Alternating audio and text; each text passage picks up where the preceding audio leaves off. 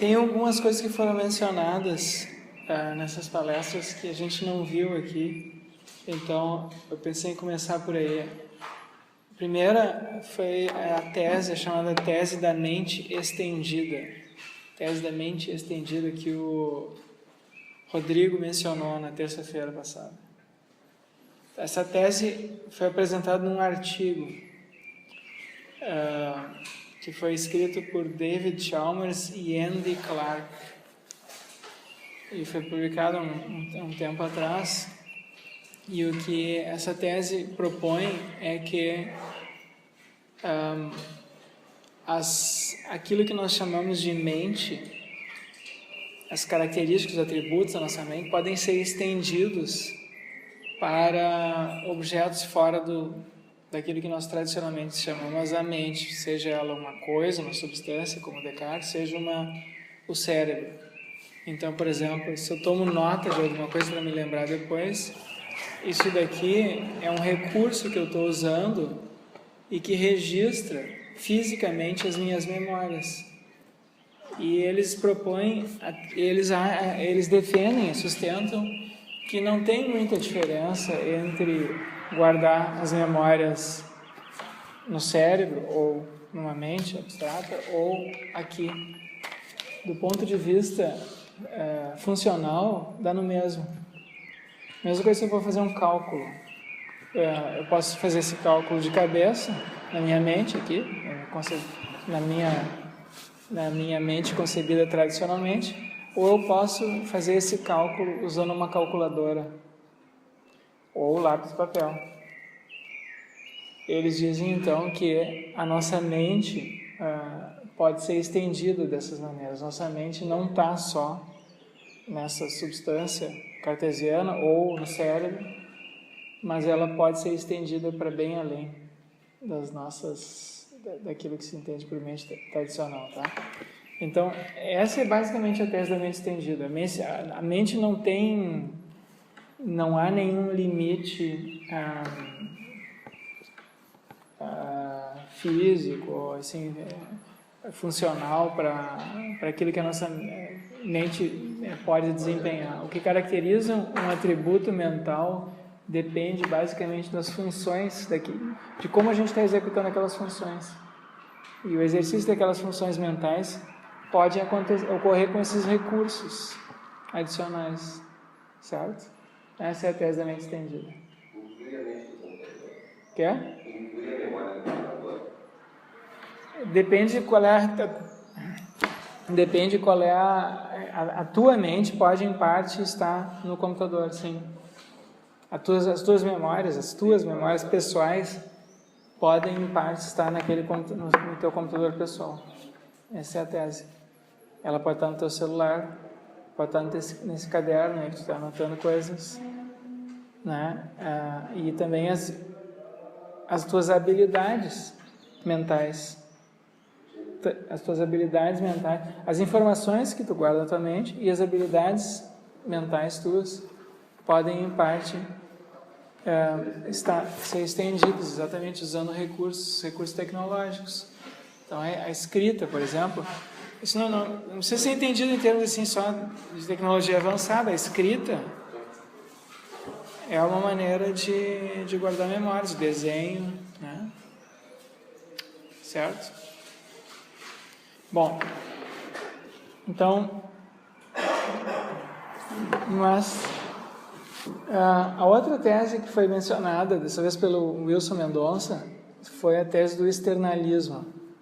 Isso eu não cheguei a discutir aqui, a tese do externalismo, o externalismo ou externismo.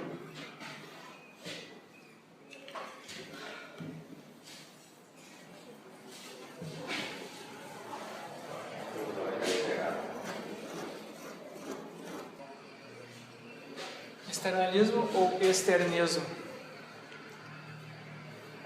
Então existem vários tipos de externalismo, tá? Tem o externalismo semântico, que é uma tese a respeito do significado das palavras.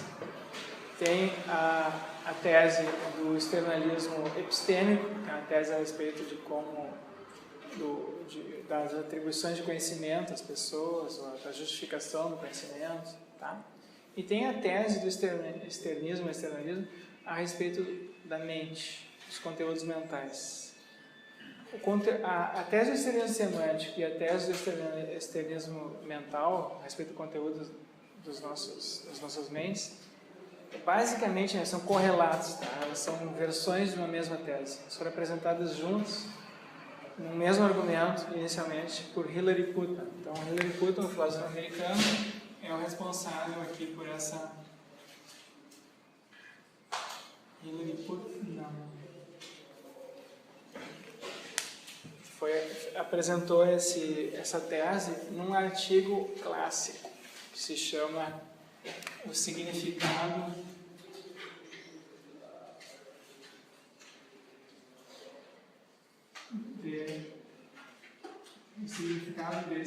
da palavra significado.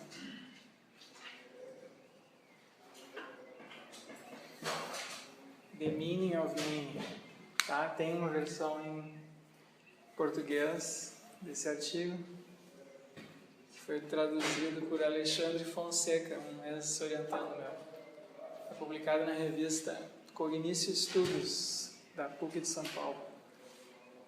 Então, é um artigo super comprido e que tem o famoso, em que o Putnam apresenta. Tem outras versões, esse argumento foi sendo desenvolvido em vários artigos que Putnam publicou no final da década de 1960 e início da década de 70. Tá? Então tem uma sequência de artigos, mas esse aqui é o mais famoso. E nesse artigo aqui, o Putnam apresenta um experimento mental. Não, é o experimento mental da Terra Gêmea, que foi o que o Wilson Mendonça mencionou lá. Sim, esse aí não é o externalismo semântico, eu fiquei pensando agora. É o mesmo argumento. Sim. Tá? Então, externismo semântico, externismo do conteúdo dos pensamentos, o argumento é o mesmo. Ok? Agora eu me lembrei que quando ele apresentou isso, ele me falou sobre isso lá, eu pensei assim, vamos ver se eu me lembro bem, mas é tipo, bom,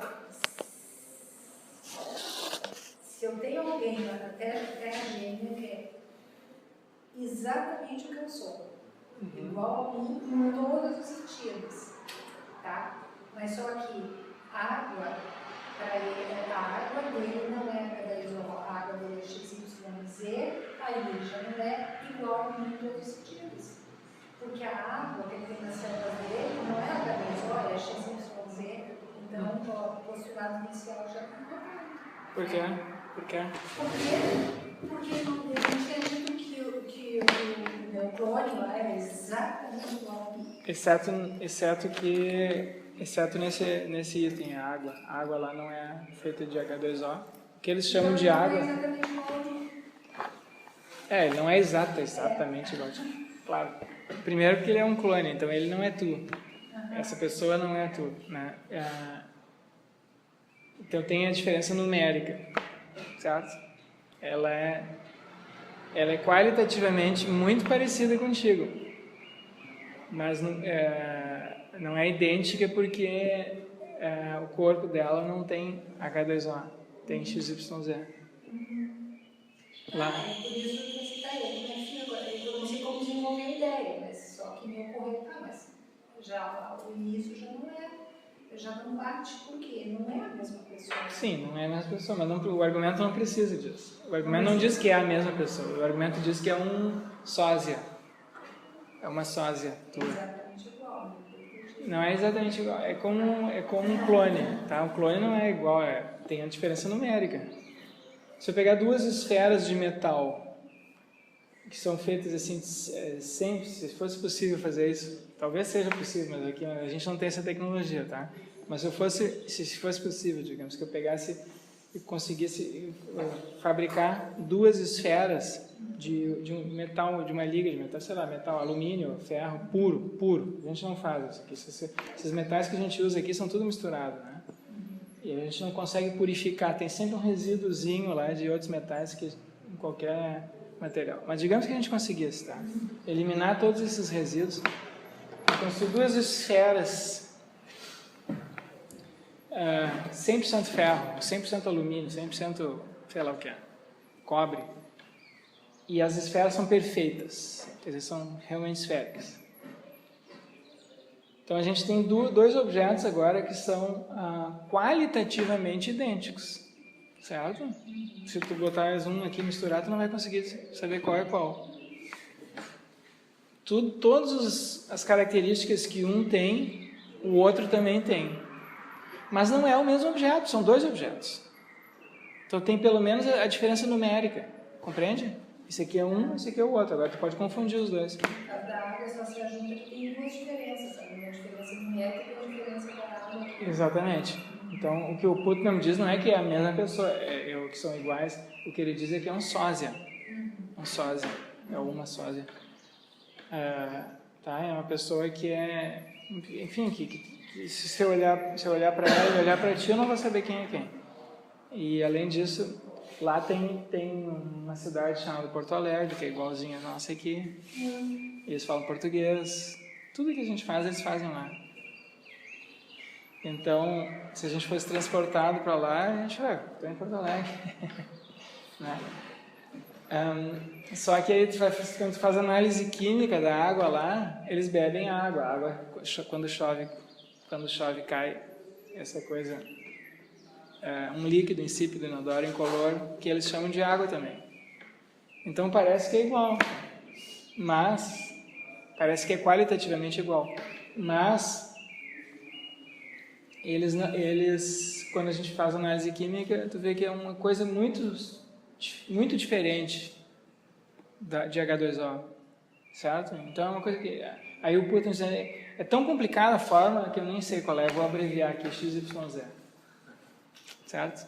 XYZ é uma abreviação de uma fórmula química super complicada que, enfim,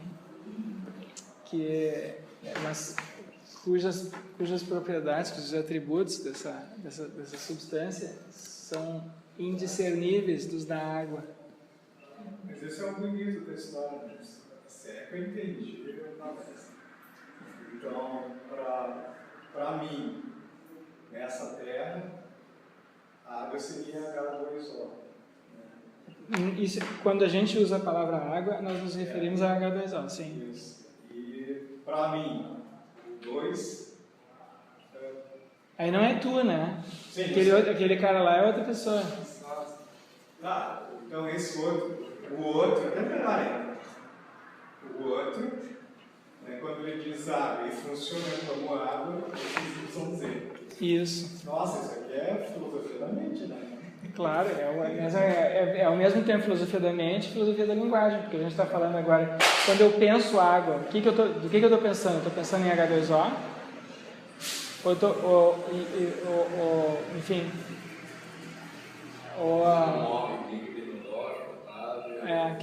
Exatamente. Então, vale tanto para... Esse é um argumento que vale tanto para uma análise do que eu quero dizer, qual é o significado da palavra água, quanto qual é o conteúdo do meu pensamento. Tá? Então, o Putnam, de novo, com esses experimentos mentais, ele depende de uma certa intuição. E o argumento só é persuasivo se as pessoas tiverem a mesma intuição que o Putnam teve. Tá? Então, vamos ver qual é a intuição de vocês aqui.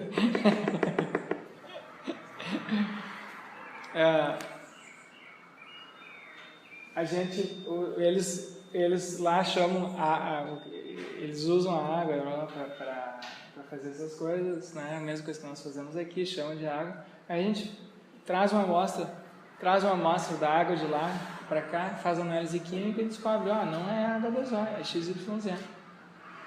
O que vocês estariam inclinados a dizer? Que aquilo, duas alternativas. Primeira alternativa, tem mais de um tipo de água. Segunda alternativa, o que eles chamam de água não é água. funciona como água. Funciona como água. Isso que eu... Exatamente, claro, funciona igual. Mas qual é a intuição de vocês? Tem dois tipos de água? Ou a água é isso que nós chamamos de água, e aquilo lá não é água. Aquilo lá, embora eles chamem de água, aquilo lá é outra coisa, é outra substância. Que é? Tem dois tipos de água. Então é água. Tem dois tipos de água. A intuição do Putnam, não, a intuição do Putnam é que aquilo lá não é água. Porque água é H2O. Se a gente for para a definição do que é água, pode mencionar nada. Que é? Se a gente for para a definição do que é água, Qual é a definição de água? inodoro, incolor. Não. Bom. Sim, tem isso, claro. Claro, tem vários níveis, né? Não, mas não é que aqui que tá. Sim, aí que tá, né? Líquido, insípido, inodoro, incolor são as características fenomenais da água. Tá? Deixa eu dar um outro exemplo, então. Caracterizar. Mas a gente, sim, a característica, a aparência da água é essa. Isso é uma caracterização, é o que o Putnam chama de estereótipo da água. Tá? A gente tem um estereótipo da água. Então, quando a gente encontra um líquido insípido, inodoro, incolor, a gente chama aquilo de água. Mesmo que às vezes não seja água. Né? Então, para saber se é água ou não, tu precisa ir além da aparência. Como é que a gente faz para ir além da aparência? A gente faz análise química. Então, em última análise, quem nos diz se uma substância é água ou não, são os químicos. Não é a análise superficial da aparência. A mesma coisa assim, se eu pego uma planta, tem duas plantas muito parecidas, né? E aí, a gente para saber se é a mesma planta ou não, se é da mesma espécie, a gente não julga só pela aparência. A gente chama um botânico e sei lá o que eles fazem exames, fazem isso, vê morfologia, faz análise química, faz, sei lá, olha a semente, de repente vê o DNA da planta, alguma coisa assim. Então, tu entende? Tem essa, para saber se é a mesma ou não é. Mesma coisa assim, se tu tem um pedaço de ouro, né? Pode ser que seja falso, pode ser que não seja ouro. Como é que tu sabe? Tu não julga se isso aqui é ouro ou não pela aparência. É metálico, amarelado, não sei o que é. Não, tu manda para um ourives, para um joalheiro ou para um químico. E aí ele vai fazer análise química. E tem alguns materiais que são ouro, o ouro branco, por exemplo, é ouro, mas tem aparência diferente. No entanto, quimicamente é ouro. O ouro dos tolos, por exemplo, que é de ferro. Exatamente, o ouro dos tolos, que parece ouro, mas não é ouro. Então, a gente tem um estereótipo que a gente usa para se orientar cotidianamente. E a orientação de aparência, a mesma coisa, quando esse estereótipo é mesmo quando a gente faz assim, o estereótipo de pessoas, né?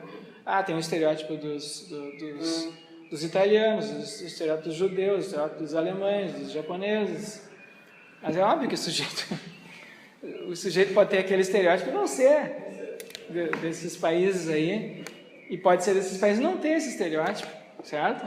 Então a gente usa o estereótipo para propósitos práticos, e funciona a maior parte do tempo.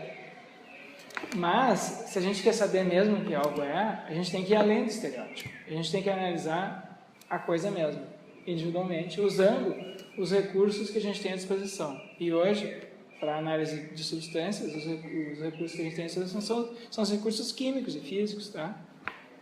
Então, o Putnam diz, bom, se a gente quer saber se algo é água, o que a gente faz para saber se algo é água? A gente faz análise química. E se é H2O, a gente diz que é água. Se não é H2O, a gente não diz que é água. Então a gente vai lá, nesse outro país, a gente desconsidera o que as pessoas dizem. Porque as pessoas usam as palavras para propósitos práticos. E que podem ser úteis, mas não é útil do ponto de vista do conhecimento da coisa mesmo. Então, isso leva o Putnam a dizer que aquilo lá não é água. Embora seja chamado de água. Certo? Então, Qual seria a definição de banho? definição. Ele falou a definição, antes eu não disse nada, mas assim, a rigor a gente não tem definição dessas palavras, tá? A gente não tem definição, a gente só tem definição, que é a definição em sentido estrito, é uma apresentação de condições necessárias e suficientes para algo ser o que é. Isso é uma definição. Por exemplo, Assim, não pode imaginar que essa outra água seja só uma homônima da água que a gente conhece? claro, exatamente, essa é a tese do Putnam. É chamado de água, eles usam a palavra água, mas não é água. Eles usam a mesma palavra que nós.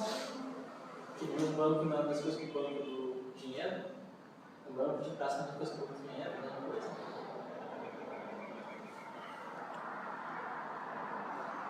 E é complicado porque agora a gente tem o seguinte, ó, imagina uma língua, imagina um povo, imagina uma situação aqui, imagina por exemplo a situação do Cristóvão Colombo chegando nas Américas. Aí, então tem no espanhol a palavra água. E digamos que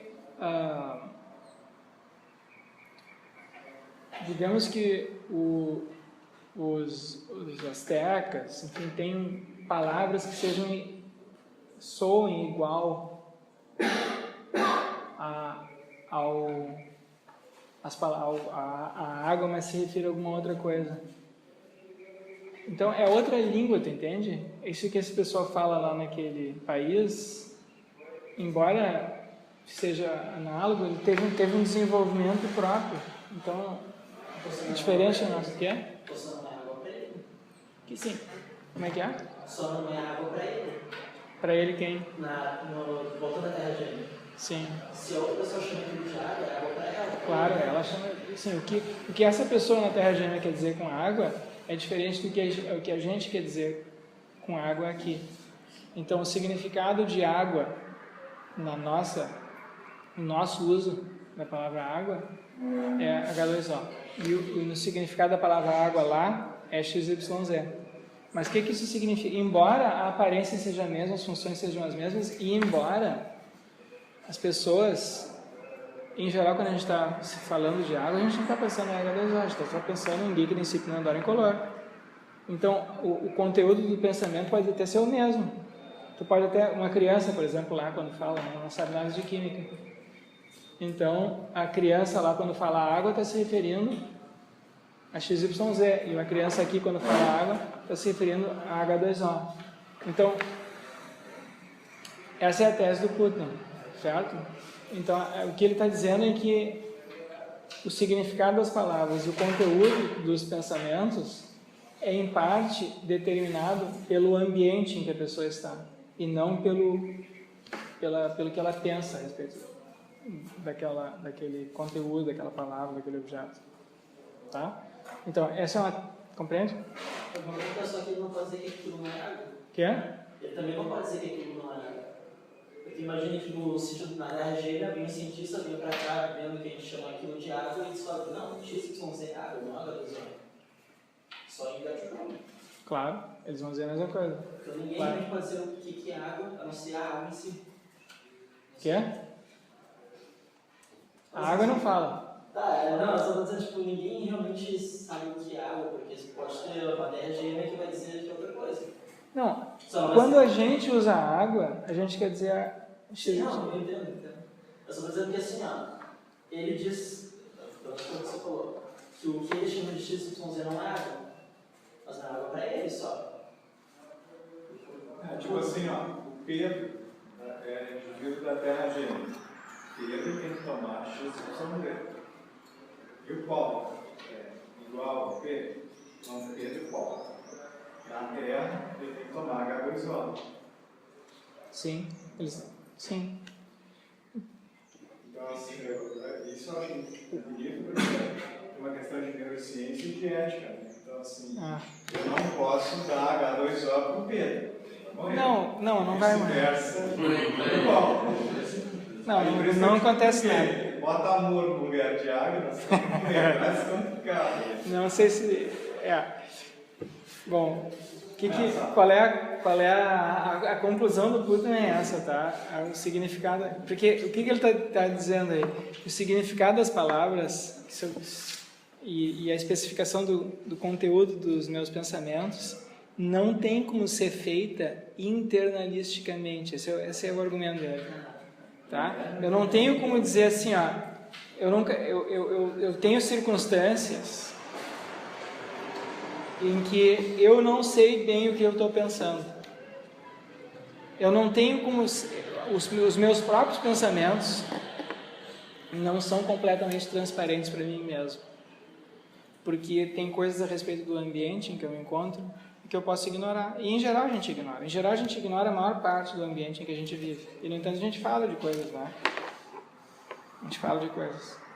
A gente diz, isso aqui é água, isso aqui é ouro, isso aqui não sei o que, isso aqui, isso aqui. Mesmo que a gente não saiba direito o que é água, o que é ouro, enfim, talvez o químico sabe algumas coisas, mas ele não sabe outras, não sabe de botânica, sei lá, não sabe de veterinária, não sabe de relações sociais, não sabe de doenças. Então a gente diz, minha filha estava com, sei lá, encefalite, não sei o que. Sei lá, ser um médico, sabe? Mas tu entende? A gente toda hora está usando palavras baseado no que a gente pensa a respeito dessas palavras e do que elas significam para nós. Então a gente especifica internalisticamente, a partir dos nossos pensamentos, uma descrição, o que aquelas coisas significam. E o que o Buddha está dizendo? Ele está dizendo que essa especificação pode sempre ser falsa ou incompleta. E a rigor, em parte, o que a palavra significa, ou o conteúdo do meu pensamento, qual é o conteúdo do meu pensamento, isso depende não do que eu penso a respeito dessas coisas, mas de como o mundo de fato é. Tá? Por isso externalismo ou externismo. Ok? Então essa é uma tese anti-cartesiana, contra Descartes. Porque para Descartes, a maior parte dos filósofos anteriores, Putnam, sustentaram que, em geral, ou quase sempre, eu sei o que eu estou pensando. Os meus pensamentos, eu não sei o que vocês estão pensando aí, eu sei só em parte o que vocês estão pensando, né? Porque em geral a gente tem uma ideia mais ou menos. Mas, enfim, eu não tenho acesso direto ao conteúdo dos pensamentos de vocês. Mas se vocês falarem comigo, eu vou descobrir. Tá? Agora, o que o Descartes e os outros filósofos da tradição sustentaram? Que eu tenho acesso aos meus próprios pensamentos. Os meus pensamentos são transparentes a mim mesmo. Eu sei o que eu estou pensando. E o que o Putnam está dizendo? Não. Às vezes, ou muitas vezes, talvez quase sempre, a gente não sabe direito o que a gente está pensando, porque o significado das palavras que eu uso, ou o conteúdo dos meus pensamentos, depende não apenas do que acontece na minha mente, mas depende também do ambiente em que eu me encontro, e o ambiente em que eu me encontro não é completamente transparente para mim mesmo. Então eu posso ter pensamentos sem estar ciente de ter esses pensamentos. E será que ele se referia só às coisas externas? Quer?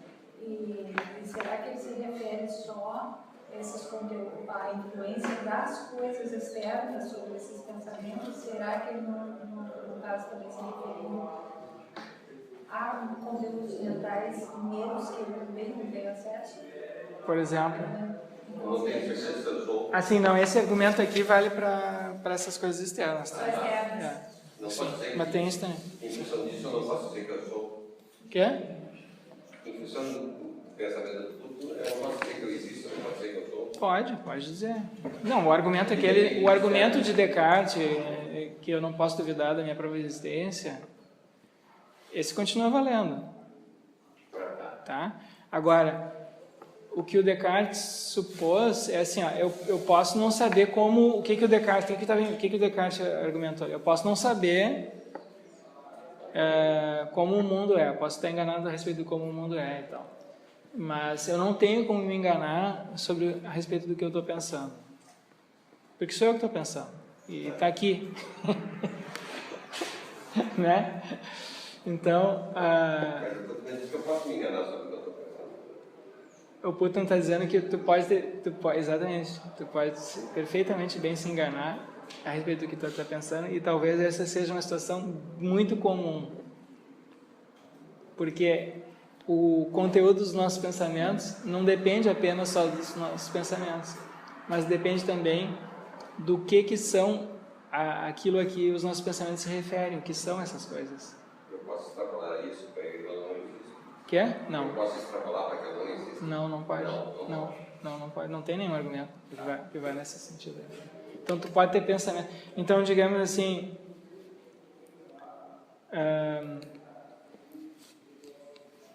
tu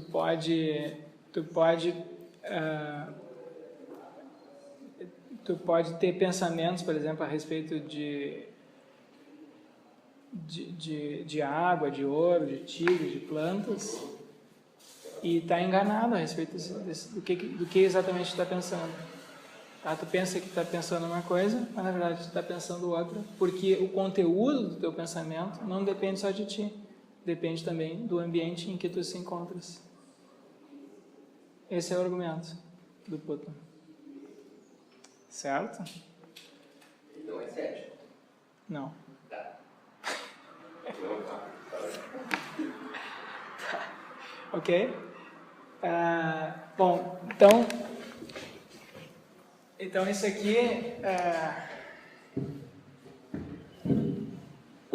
aqui deu origem assim, a uma discussão, uma literatura enorme só sobre esse problema. Depois teve um desenvolvimento importante disso na obra de um discípulo do Hilary Clinton, que se chama Tyler Bird.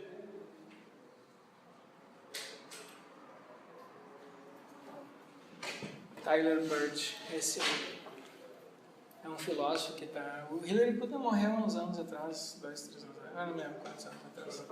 Ano passado? O Tyler Bird está vivo, é professor na Califórnia, nos Estados Unidos.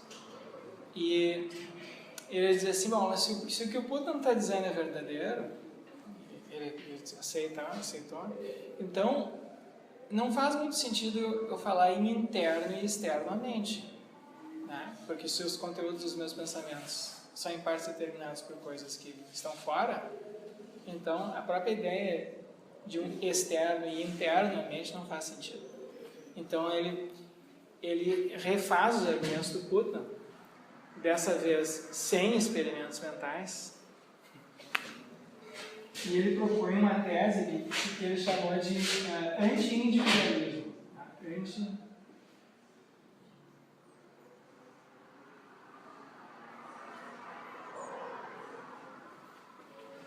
Então o que importa não é se é interno ou externo, o que determina, porque na verdade isso aí, se o Putnam tiver razão, essa distinção não faz muito sentido. O que importa é que eu individualmente não tenho como determinar os conteúdos dos meus pensamentos. Os conteúdos dos meus pensamentos dependem de coisas que vão além de mim, individualmente. E isso pode depender tanto do ambiente, ele diz, como os exemplos de Putnam mostram, quanto de relações sociais. Certo? Então, do modo como as outras pessoas usam as palavras. Então, ele dá um exemplo, por exemplo, de artrite. Por exemplo, ele dá um exemplo, agora não é um experimento mental, é um exemplo real. Né? Então, chega uma pessoa no médico e diz que está com artrite na coxa. Mas a artrite é uma inflamação que dá nas articulações. Ok? Então, essa pessoa, o que a gente pensaria agora dessa pessoa? Né? Ela está usando de maneira diferente. Tem 2 tipos de artrite, será que tem 2 tipos de artrite? Ela inventou um, ela usa, se ela sabe o que ela está pensando aquilo, né? Artrite para ela quer dizer inflamação em, sei lá, em qualquer lugar, talvez, na coxa é possível. Mas, se for consultar os médicos, não, a artrite é uma inflamação nas articulações apenas. Então não tem artrite na coxa. Então a mesma pergunta que eu pergunto, será que tem 2 tipos de artrite agora? Ou tem um só e ela está usando errado? Então a nossa intuição não, ela está usando mal a palavra artrite. Ela está tendo um pensamento, ela está usando a palavra artrite, ela está tendo um pensamento sobre artrite, mas ela própria não tem, né, não sabe direito o que ela está pensando. porque o significado de artrite, o conteúdo desse pensamento que ela está tendo, depende em parte de como os médicos usam a palavra artrite, não de como ela pessoalmente usa a palavra artrite. Tá? Então, não é o indivíduo que determina o significado das palavras ou o conteúdo dos seus pensamentos, mas o ambiente físico ou social, o modo como as palavras são usadas pelos especialistas naquele tipo de palavra. Isso é o que determina. Então, é algo que vem além dela, pessoalmente. Tá? Então, esse é o argumento de Tyler Bird. Isso, então, com relação... Então, essas são coisas que a gente não viu aqui, são teses bem importantes, essas duas teses, a tese da mente estendida, a tese do externalismo, ou externismo, semântico, mental, e essa tese aqui correlata do anti-individualismo, que é o desenvolvimento do externalismo. São teses bem importantes para a filosofia da mente. Eu não tinha mencionado isso até agora. Ok? Bom, outra tese que foi mencionada na quinta-feira pelo Wilson Mendonça é a tese do monismo russeliano. Certo? Então, o Wilson Mendonça apresentou um argumento criticando a defesa que o David Chalmers faz do argumento da concebibilidade. O argumento da concebibilidade. Então, tem a versão contemporânea do argumento da concebibilidade. A gente viu aqui a versão de Descartes, que é a versão simples, né? Eu concebo que eu posso existir sem um corpo e, portanto, é possível que eu possa existir sem um corpo. Portanto, corpo e mente são distintos. Para mostrar que corpo e mente são distintos, eu não preciso mostrar que eles efetivamente se encontram separados. Basta eu mostrar que é possível que eles se encontrem separados. Para mostrar que é possível, basta eu conceber essa possibilidade. Então, o David Chalmers tem um argumento mais sofisticado e o Wilson Mendonça... O argumento do David Chalmers, em vez de postular a possibilidade de a minha mente e meu corpo serem separados, ele postula a possibilidade de um corpo sem mente, um zumbi. Então, um zumbi, quer dizer, uma pessoa, um clone que não tem vida interior. É alguém que é exatamente como nós, externamente, mas internamente é como seria como uma máquina, certo? Uma máquina que simula todos os nossos comportamentos, emoções, sentimentos, simula, mas internamente não sente nada. Não é que nem nós. A gente, além de ter comportamentos, além de se relacionar, de falar, de se referir a coisas, a gente tem essa experiência interior. A gente tem, como o David Chalmers fala assim, a gente tem como se a gente tivesse um cinema interno, né? A gente tem não apenas as relações externas, o contato com o mundo, mas a gente também tem essas imagens que aparecem. Por exemplo, eu olho para vocês, estou vendo coisas, estou sentindo coisas, né? E no zumbi é uma máquina que faz tudo isso que a gente faz, mas não tem essas experiências internas. Então,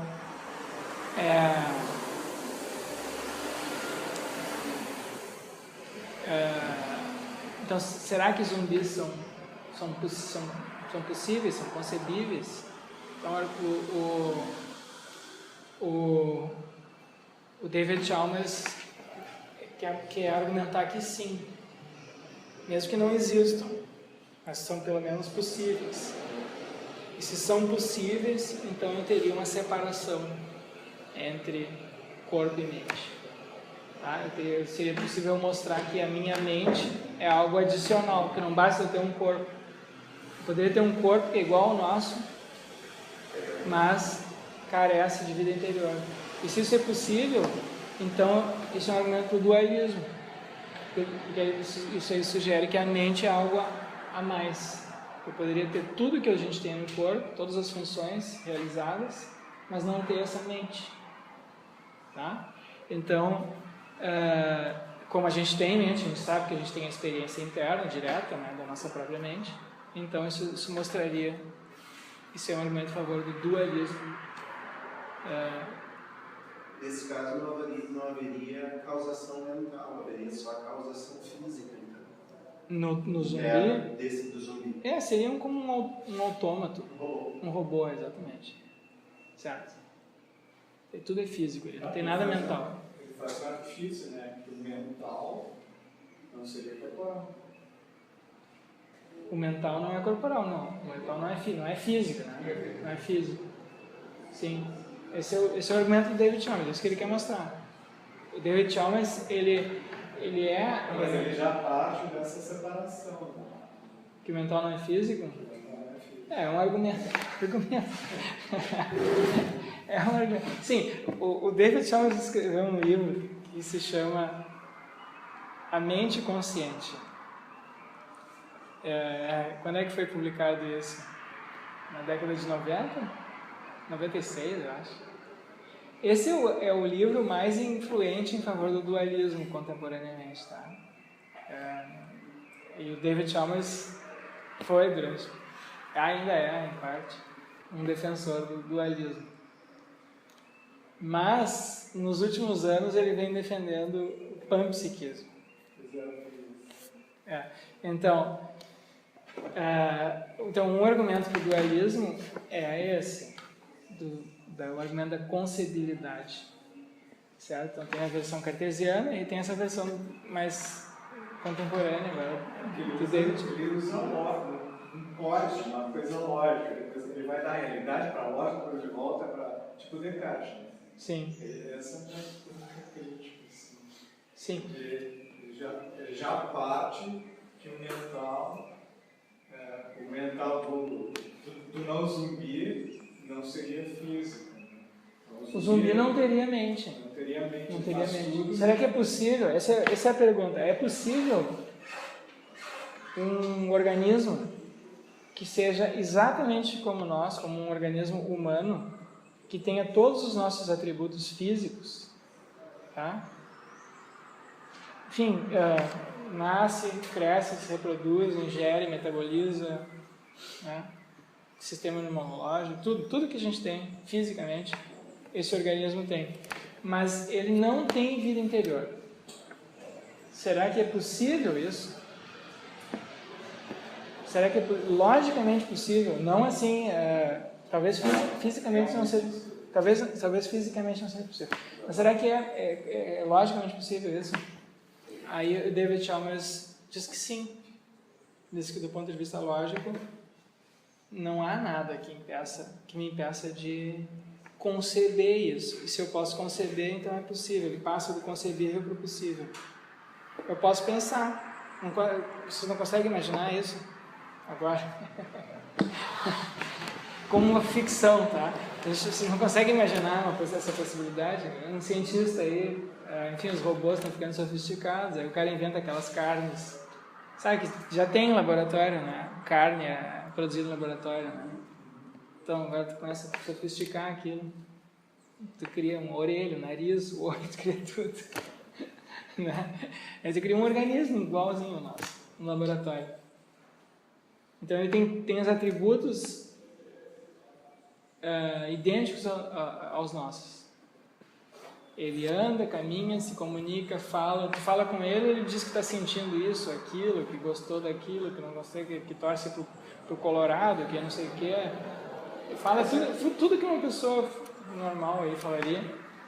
Só que esse organismo não tem vida interior. Quer dizer, ele diz que tem, tá? Mas é que nem o Tamagotchi. Tamagotchi, né? Se tu não joga ali com ele, ele fica triste, não sei o quê. Né? Mas ele não está sentindo nada, é só uma máquina. Fica triste. Ele simula. Claro, então esse organismo simula também, tá? É que nem um robô. Ele pode simular os comportamentos humanos, simular vida consciente. Mas ele não tem consciência. Ele diz coisas assim, ó. Que injustiça, mas que barbaridade. Ele diz isso, mas ele não tem. Nós, quando a gente. Ele, inclusive, ele fica, quando tá bravo, fica vermelho, né? E transpira, e fica assim, não sei o que. E quando tá triste, chora, fica deprimido, e aí come chocolate doce, porque tá deprimido. Isso tem que, igual ser humano, tá? Agora, ele não tem a vida interior.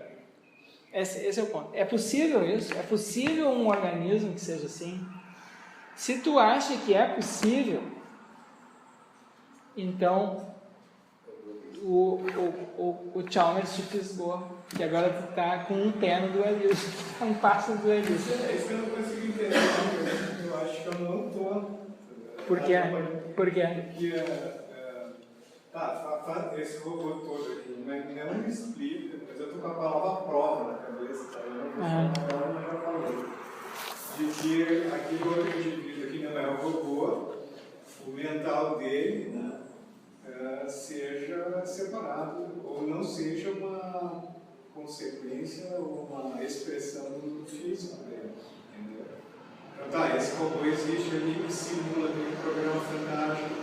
Ele simula tudo, mas ele não sente coisa nenhuma.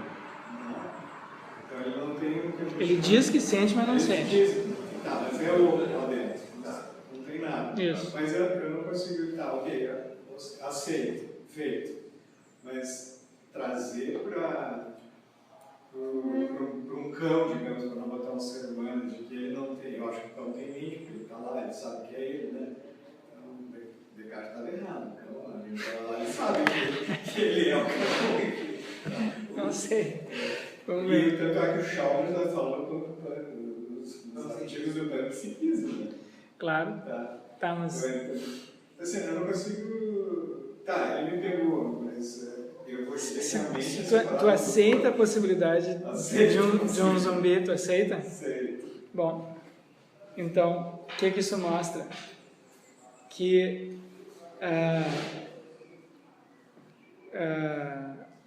o físico, a configuração física por si só, não dá isso que a gente tem, que é a vida interior.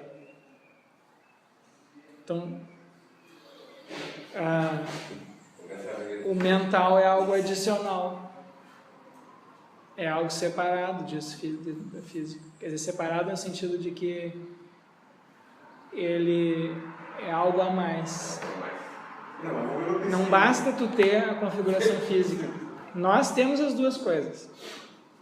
Nós temos vida mental, porque a gente tem a experiência interna, a gente tem o conhecimento direto disso.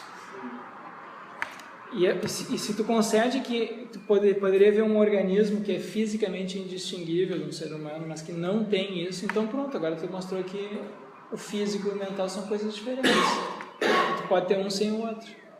É possível, pelo menos logicamente é possível. Ok? Então, o que os fisicalistas normalmente dizem? Os fisicalistas dizem assim, não, se tu montar um organismo igual a nós, ele vai ter as mesmas experiências que nós. E aí ele vai dizer assim, mas é uma ilusão, não tem, é um epifenômeno, né? Ou é um produto do físico, produzido pelo físico, não é algo a mais. Então, se tu conseguisse montar um organismo igual a um de nós, claro, ele teria isso. Embora ele diria o que ele diria? Isso que a gente chama de mente, na verdade, é o físico, é o cérebro, ou é alguma coisa corporal. É um atributo do corpo, emerge do corpo, ou só tem o corpo, a gente tem a ilusão de que tem isso aí, como uma ilusão de ótica, que tem a ilusão da consciência, que é o que Daniel Dennett diz, tá? Então, só tem o corpo. Se tu conseguir montar um corpo igual, tu não vai ter essa diferença, tu não vai ter nunca um zumbi para eles. Compreende? Sempre daí você reproduziria também o sistema nervoso. Claro, o cérebro estaria ali também. Nesse zumbi não tem, né? Nesse zumbi tem o cérebro, tem tudo, só que não tem vida interior. Mas não existiria o zumbi fisicalista, esse zumbi não é possível. Isso. Então vai montar um corpo e vai ter esse... Sim, vai ter essas mesmas coisas que nós. Vai ter. O zumbi do fisicalista deveria funcionar como um corpo... Não tem zumbi. O fisicalista não aceita a ideia do zumbi. Não, porque se tu ou pelo menos não aceita o argumento do zumbi. Mas se... Porque quer dizer, talvez, eu não estou falando de fisicalista, agora tem 1001 fisicalistas, né? Mas tipicamente o que os fisicalistas dizem, por exemplo, a Patricia Church, o Daniel Dennett, se tu conseguisse montar um corpo igual ao nosso, ele exibiria também as mesmas características. Isso. Tá? Só que essa mente, então, não existe, é só o corpo que tem, só tem o corpo. Para eles, só tem o corpo, não tem uma coisa, né? Então eles não o que o David Chalmers está dizendo? Se tu aceita a possibilidade do zumbi, tu está concedendo que mente e corpo são coisas distintas. Porque tu poderia... Não. O fisicalista diz que se tu montou um organismo, um clone teu, ele vai ter as mesmas características de vida interior que nós, tá? A razão pela qual a gente não tem isso hoje é porque essas maquininhas aí que a gente usa, Tamagotchi, não são iguais a nós, são muito diferentes. Então, esse é o argumento, tá? Então, é mais difícil de aceitar o fisicalismo? Por quê? Não é difícil aceitar a ideia de se tu montar alguém exatamente igual a ti, vai ter sentimento. É extremamente difícil. Construir alguém exatamente igual ao humano, a ideia de que ele vai ter sentimento é irreal. É que se tu é materialista, olha só, para um materialista, eu e minha esposa tivemos filhos. Então, como é que um materialista fisicalista, vocês construíram um organismo ali, consciente. Tu entende? Então, o argumento aqui, o problema que... Qual que é o problema aqui? O problema é que tu pode ter... Tem duas possibilidades agora, né, de interpretação disso daqui. Então, num caso, a gente tem... então, vou botar aqui.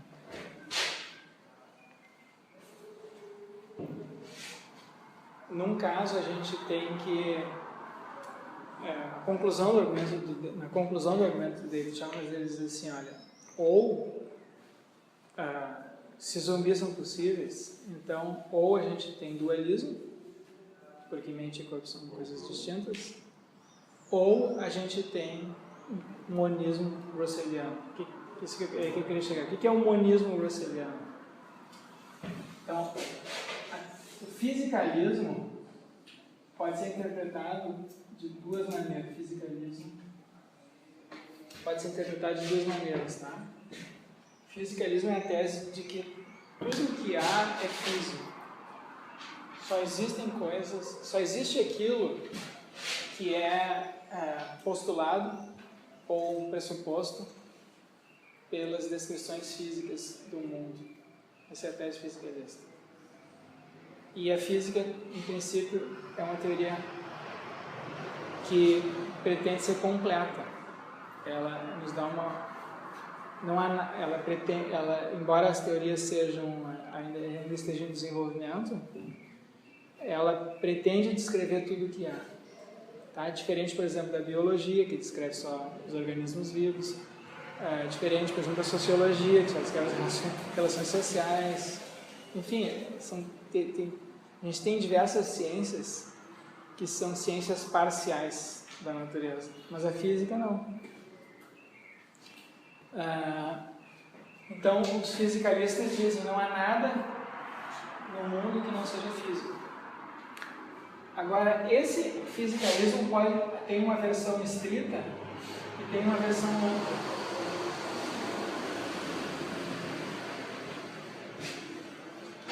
Na versão estrita do fisicalismo, tudo que existe desempenha algum tipo de papel no mundo físico. certo? Então, por exemplo, aqui eu arrastei essa cadeira, agora fez um barulho. Tem um atrito aqui da cadeira com o chão. Então, tanto a cadeira quanto o chão estão colaborando aqui, estão contribuindo para esse resultado que também é físico, são essas vibrações aí sonoras no ar aqui, tá? Então, essa interação aqui é uma interação física que está sendo causada por objetos físicos. Então, a gente postula a existência desses objetos, da cadeira, do ar, do chão aqui, porque eles estão desempenhando papéis nessa interação causal. Tá? Então, o fisicalismo estrito postula a existência dessas coisas que produzem esses efeitos, aquele que produz esses efeitos físicos. Certo? Então, tudo aquilo que produz efeitos físicos, a causa, é postulado como existente. Então, essa é uma versão estrita do fisicalismo. Mas, vocês vejam que nas teorias científicas, nessa versão mais estrita do fisicalismo, na verdade, o que importa são as interações entre as coisas, são as relações. Né?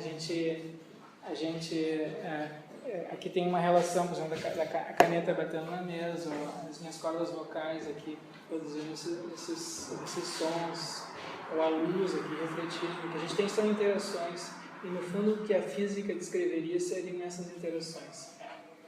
E a gente poderia, em princípio, nas descrições físicas estritas, prescindir das coisas mesmas. Tá? A gente não tem uma descrição qualitativa das coisas elas mesmas. A descrição que a gente tem das coisas depende do papel que elas desempenham em um sistema. Ok? Então, pensem, por exemplo, assim, se eu pegar, por exemplo, desenhar uma parede de tijolos aqui. Tem um monte de tijolos. Uma descrição física do mundo seria uma descrição das relações que há entre esses tijolos. Como é que eles estão assentados, se tirar um, o que vai acontecer com os outros, né? Qual é o peso que ele está colocando sobre os outros. Mas, a rigor, eu poderia trocar esses tijolos aqui, essas partículas, digamos, por outras, não faria nenhuma diferença. Ok? Então, se eu pegasse uma cadeira que fosse muito parecida com essa daqui, ou qualitativamente indistinguível essa daqui qualitativamente, e fizesse esse mesmo movimento, eu não teria como diferenciar uma cadeira da outra. Compreendem isso? Essa é a ideia, tá? Então, o fisicalismo estrito é essa. É uma descrição do mundo, em que se postulam a existência das coisas na medida em que elas interagem e produzem efeitos umas sobre as outras. Então, a rigor, a descrição física é uma descrição de interações e não uma descrição das coisas elas mesmas. Tá? Isso é o fisicalismo estrito. E tem gente que sustenta que é só isso que se faz nas ciências, que as ciências, a rigor, descrevem as interações entre as coisas. E nunca a própria coisa, as coisas em si. Tá. Essas estariam além do domínio do conhecimento. Mas isso é uma versão mais ampla do fisicalismo. Em que a gente descreve não apenas... Então aqui a gente tem nessa descrição física, é uma descrição de papéis ou funções. A gente descreve uma coisa em termos das suas funções no sistema, tá? O papel que ele desempenha no sistema, ok?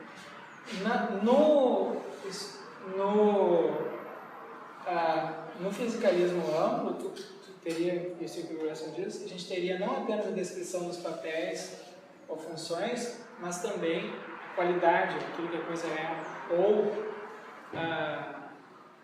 o que é isso que realiza essas funções.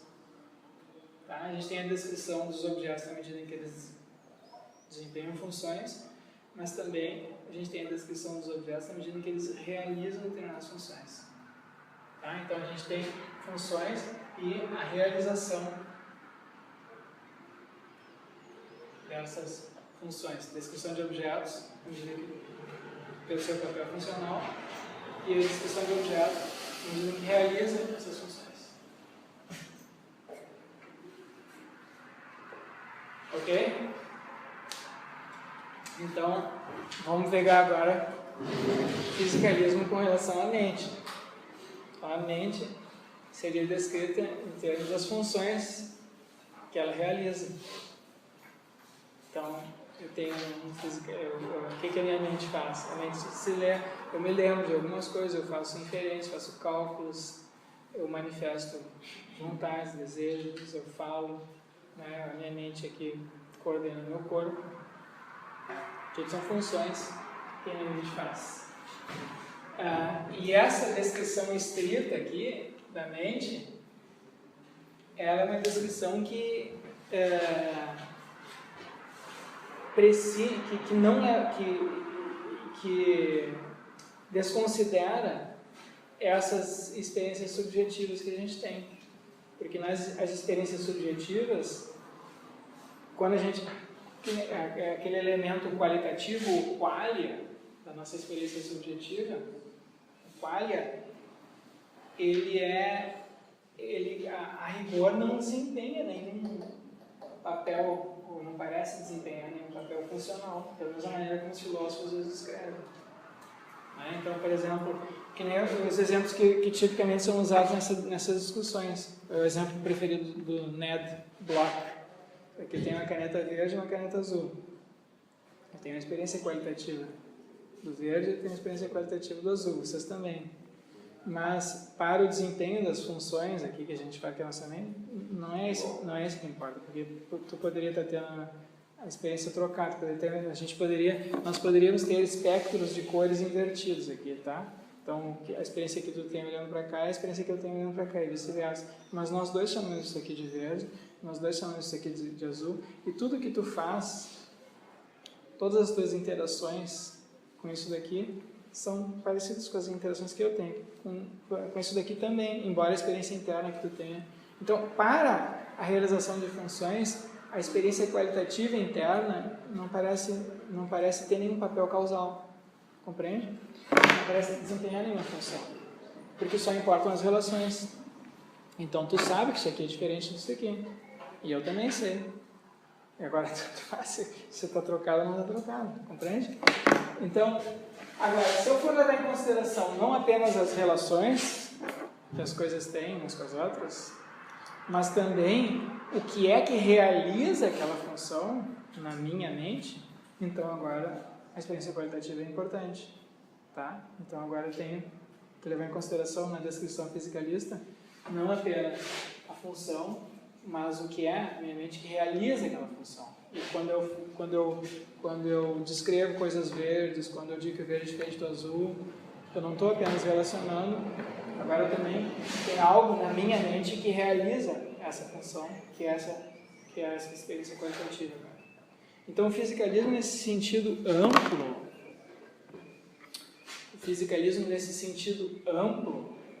é o que se chama de monismo russeliano.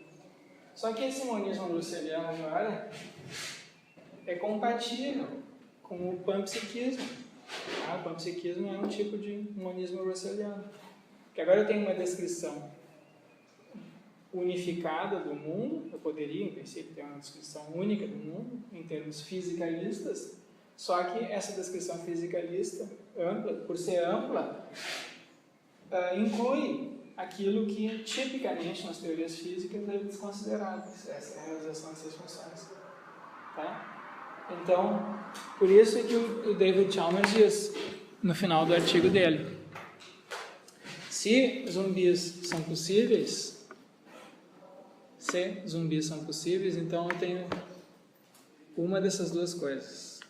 Ou dualismo, mente e corpo são distintos, ou eu tenho monismo russeliano, que as não são distintos, mas eu preciso incluir isso daqui na física. Incluir aquilo que tradicionalmente foi excluído, eu preciso incluir isso dentro. Então, o termo fiscalismo é aquilo que inclui aquilo que a gente chama de mental. Tá? E uma versão disso é o panpsiquismo. Certo? Então, esse é o chamado monismo russeliano. Então, os argumentos que a gente tem para o dualismo, tanto o dualismo de substância quanto o dualismo de propriedades, tem essa característica. Tá? Eles só são argumentos para o dualismo se eu entendo o fisicalismo de maneira estrita. Se eu entendo o fisicalismo de maneira ampla, então eles são argumentos também para o fisicalismo, nesse sentido amplo. Ok? E não há nada, né? Assim,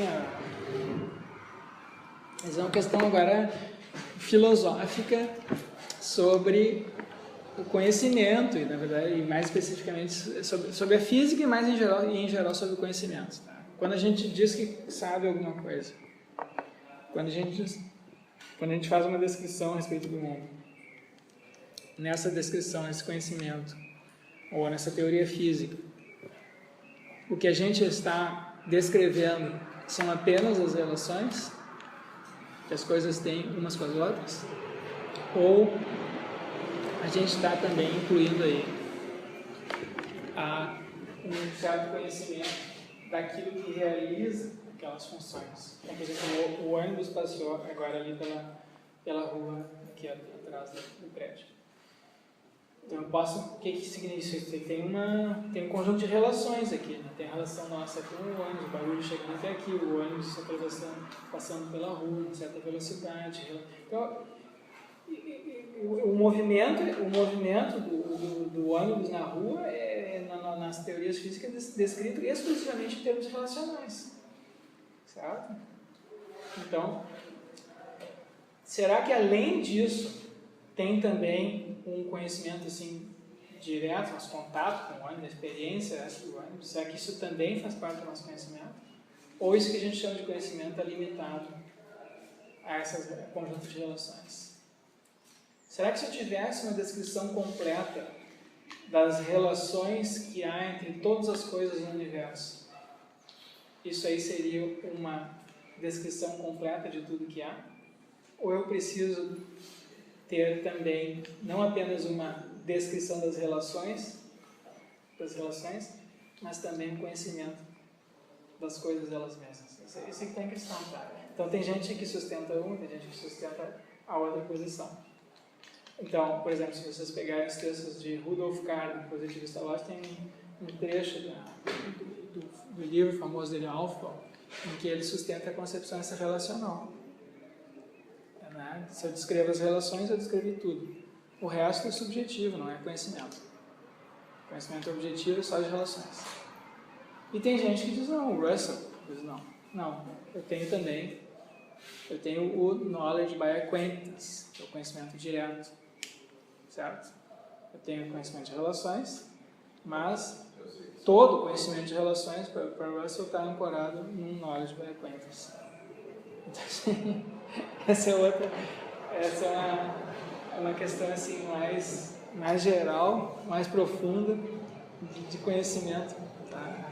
Do estatuto dos nossos conhecimentos. Compreende? Então, esse é o estado em que está essa discussão agora. Onde é que a gente pode encontrar esse monismo russeliano? No texto. Bom, o Russell tem dois livros. The Analysis.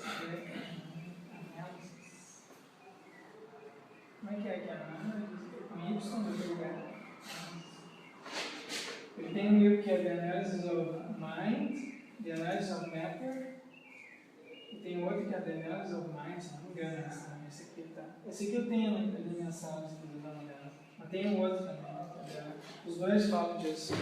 Aqui eu posso estar errado sobre esse título. O segundo título eu acho que é The Analysis of Mind, mas eu posso estar errado. Tá? E tem o artigo do David Chalmers, em que ele enfim, apresenta isso também, né?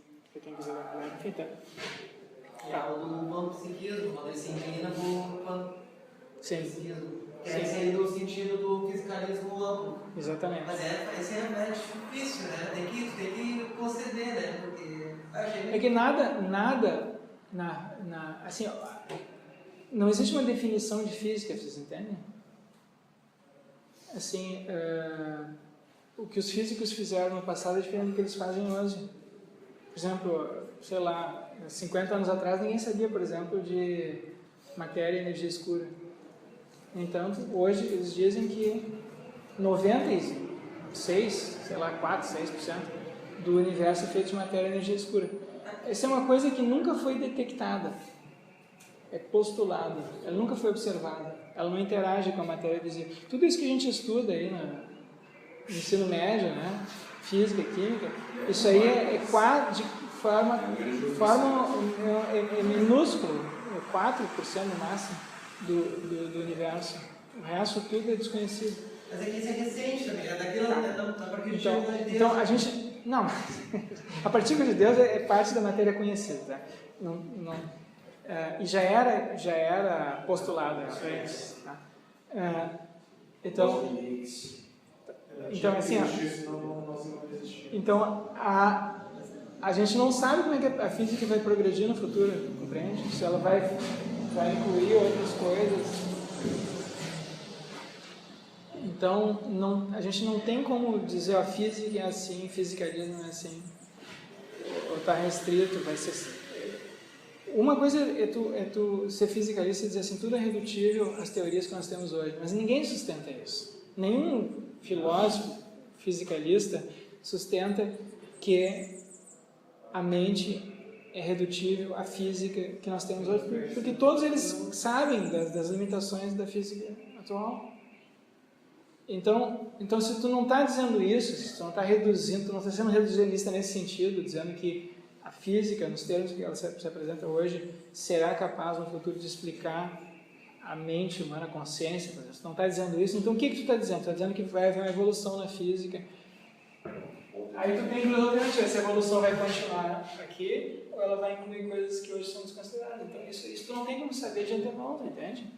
Então se tu concede isso, então, bom... Então tu pode perfeitamente bem acabar com um tipo de monismo russeliano. Movimento lá. E aí o problema é que se tu concede o monismo russeliano, então aí não tem muita diferença entre ser dualista e ser fisicalista. Porque nos dois casos tu está reconhecendo, ou tu está incluindo um lugar na tua teoria do mundo natural para isso que nós tradicionalmente chamamos de consciência, vida interior, subjetiva, qualitativa. É só uma questão verbal, isso aqui fisicalismo não é. Mas eu pensei assim no sentido do zumbi, professor, ali, do fiscalismo sentido amplo ali, para conceber um zumbi como parte do evento mental, né? Que é o panpsiquismo, que é o evento mental e tudo. Isso que eu acho, em linhas gerais, não é isso? Não. O panpsiquismo na minha cabeça está como isso, eu vejo eventos mentais em tudo. O panpsiquismo é um tipo de monismo russeliano. Não, mas o zumbi não teria chegado nesse processo, teria uma máquina, uma cadeira. Você pode admitir. Não, tem assim, a caracterização, assim, como é que se diz? Mais antiga, sei lá, terminológica, etimológica, de panpsiquismo seria essa, tudo tem uma mente. Mas não é assim que o termo é usado hoje em dia, tá? Nem tudo tem uma mente. Para os panpsiquistas contemporâneos. Eles dizem assim que tu tem mentes rudimentares nas coisas fundamentais, mas nem tudo é coisa fundamental. Então essas coisas fundamentais, o que são as coisas fundamentais? Poderiam ser partículas, mas quais partículas? Isso aí depende do desenvolvimento, a gente não sabe, depende do desenvolvimento da física. Então a gente vai ter um conjunto de coisas que são coisas fundamentais, físicas, e essas aí teriam mentes rudimentares.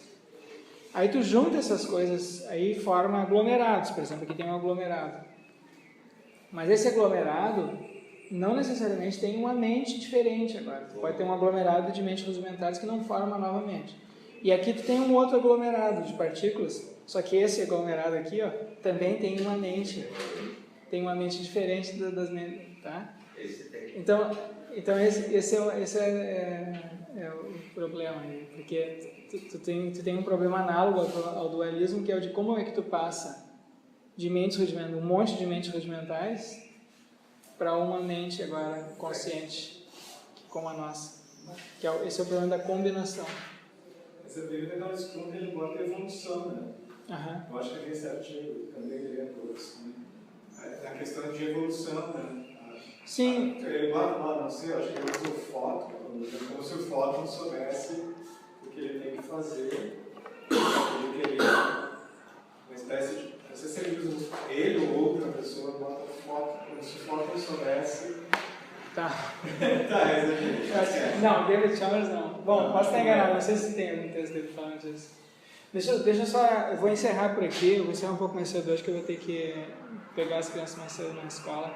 Mas deixa eu só mencionar, eu vou começar um capítulo diferente agora, tá? Na semana que vem, que é sobre a evolução da mente. Então, o material que a gente vai ver agora é um pouco mais empírico. Tá? Então, eu só queria introduzir o assunto hoje mencionando um organismo são os chamados urocordados.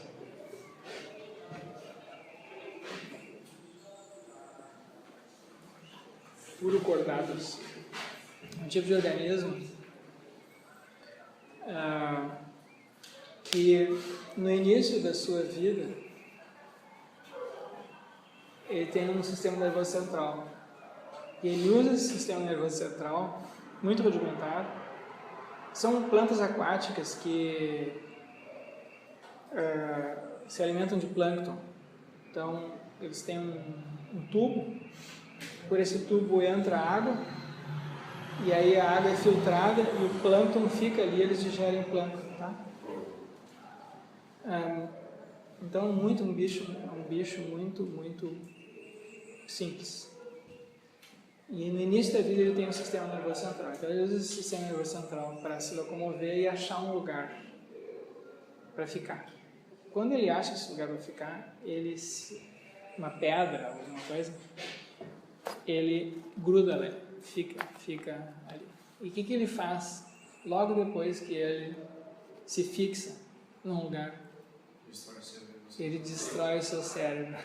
Ele destrói o seu próprio cérebro. Tá?